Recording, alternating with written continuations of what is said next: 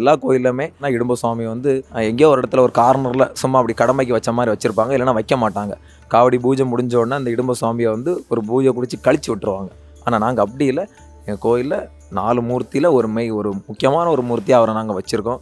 இடும்பருக்கு திருவிழா எல்லாம் காவடி கட்டெல்லாம் முடிஞ்ச அடுத்த நாள் இடும்பருக்கு நாங்கள் வந்து ஒரு சைவ பெரும் படையல் போட்டு அவருக்கான பூஜையை நாங்கள் கொடுப்போம்.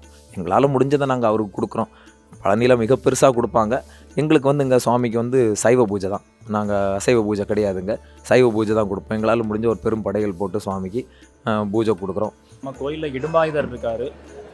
பெரும்பாலும் கோயில் முருக சன்னிதானத்தில் வந்து இடும்பர் வைக்கிறது நமது வழக்கம். இங்கே சாமிக்க நேரடி பார்வையில் இருக்கிறதுனால வந்து சாமிக்கு சைவ படையல் வைக்கிறாங்க. வேறு கோயிலெல்லாம் வந்து முருகன் சன்னிதானத்துக்கு கொஞ்சம் தள்ளி அவங்க அப்பால் வச்சுருப்பாங்க. அவங்க வந்து அசைவ படையல் கொடுப்பாங்க. நமது சாமியோட நேரடி பார்வையில் இருக்கனால வந்து சாமிக்கு பெரும் படையல், சைவ பெரும் படையல் வைக்கிறாங்க. அது வந்து வருஷத்துக்கு ஒரே ஒரு நாள் தான். அதாவது காவடி கட்டு முடிஞ்ச அடுத்த நாள் வந்து அவருக்கு தனி சிறப்பு கொடுத்து பெரும் படையல், பெரும் படையல்னால் அதில் சாம்பார், ரசம், அன்னதானம், கூட்டுகள், அதாவது வடை, பொங்கல், அவியல் கூட்டாக இருக்கட்டும், துவரன் ஆகட்டும், நாம் டெய்லி என்னெல்லாம் நம்ம ஒரு சாப்பாடு ஒரு படையல் ஒரு தெய்வத்துக்கு என்னென்ன கொடுக்கணும்னு ஆசைப்படுறோமோ அது எல்லாமே வைப்போம். எல்லாமே வந்து பார்த்திங்கன்னா சுவாமிக்குன்னு தனியாக பிரத்யேகமாக நம்ம ரெடி பண்ணுறது, கடையிலேருந்து வாங்கிட்டு வர்றது கிடையாது.